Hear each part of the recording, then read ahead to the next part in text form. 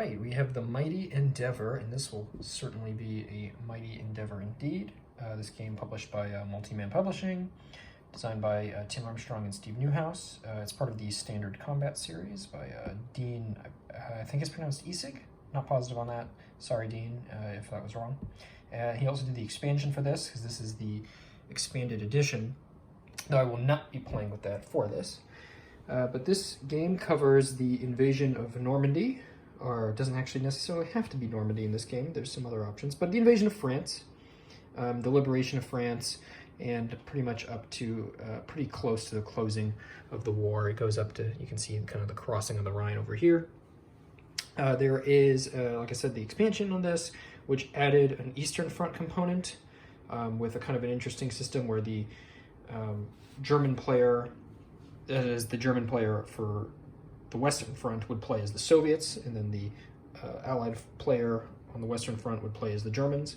And I think that was partially done as kind of like almost like a race type thing. And also one of the problems of a game of this type of nature is that one player is always attacking and one is always defending. And, you know, that can be, especially for the defender, that can be a bit tedious unless you're really into that sort of thing.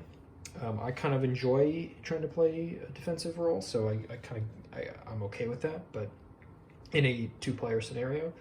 But otherwise, you know, that helps smooth some things out, and it offers a different kind of operational scenario.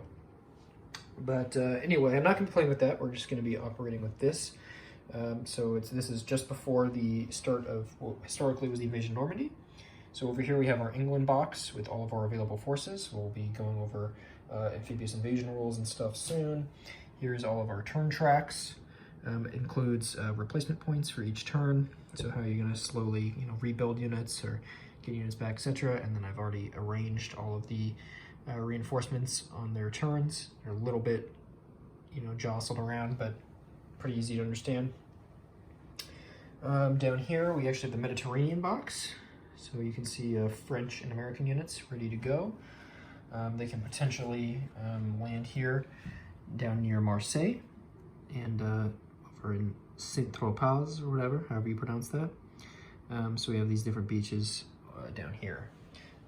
So if we take a closer look here at Normandy, where most of the action is going to be in the very beginning, because I'm going to probably do a historical route here, but as you can see here, these are level 3 beaches, which are the best kind to have. There are not very many on the map. There's that one down in the south, these 3 up here, and I think that might actually be it. And then after that, beaches have a class. So beaches have a class anywhere from 0 to 3. So you can kind of see some 1s up here, 1s. You know, if we go over down to Brittany, which was also, oh, I forgot to mention, Brittany was also added, or Brittany was also added for the expanded edition, and it's not necessary, but I like putting it on there just because I got the whole vision of France here. So you can see some 0s, 1s. So 1s are kind of sort of doable. And then if we go down here, we get some 2s actually near Bordeaux, which that's kind of a potentially interesting strategic scenario of landing in the south near Bordeaux more. I think it's ultimately a worse idea than the historical of landing up in Normandy, but you know, it's a cool what if that you could potentially do. And you could actually do both because you have 6 beach ports available, which are kind of representative of like the mulberries, and you can only do up to 3 landings on a turn. So you pretty much, the first turn is going to be, I'll cite spoilers for what I'm going to do here.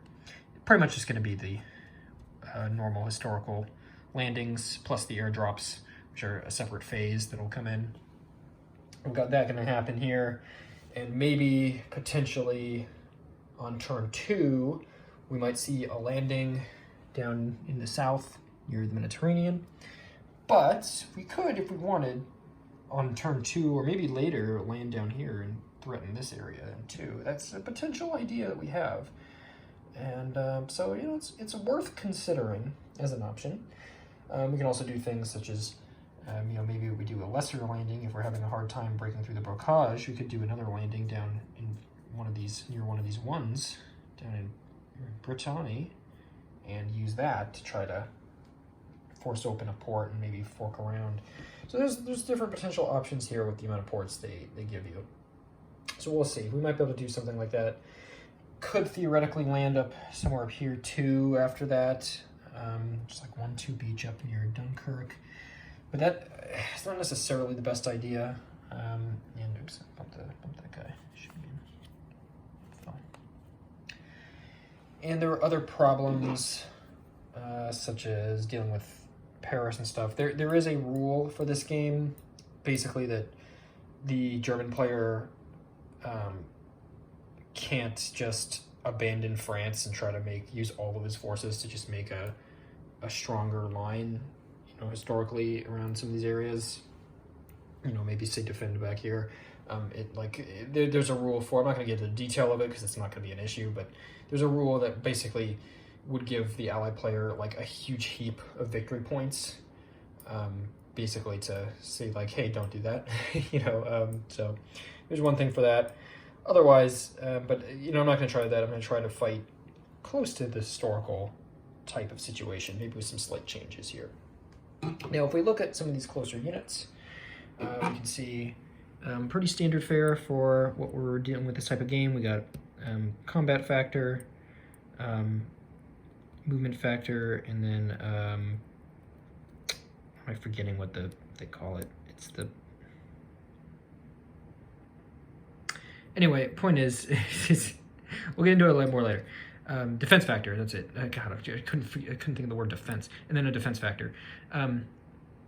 So yeah, defending's usually you're worth more, generally speaking. But anyway, we got pretty standard things. Infantry of all these different kinds.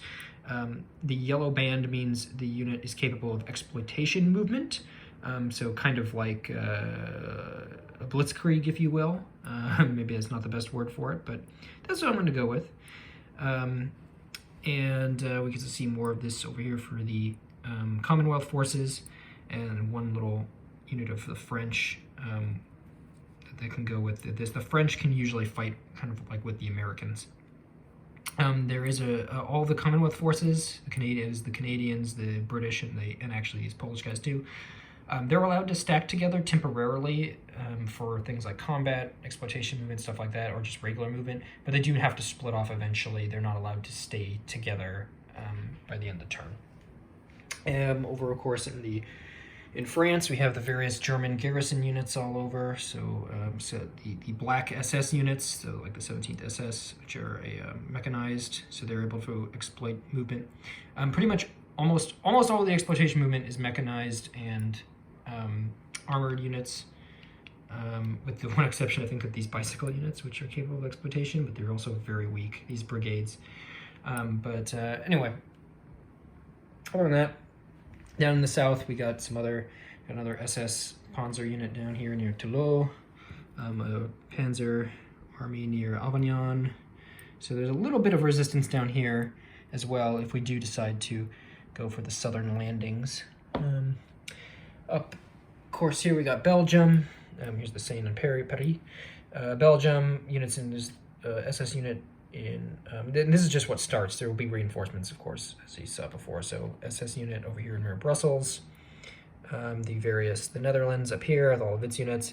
And then here we have the fortification line, Siegfried line, down here to kind of protect the Rhine and the border. And this is pretty much where all the reinforcements for the Germans are going to come in and do strategic movement. There's these lines here who represent air zones. So depending on the weather, the Allies will be able to put their air markers in play, which will kind of dictate both. It gives them an advantage in combat as well as, let me show you.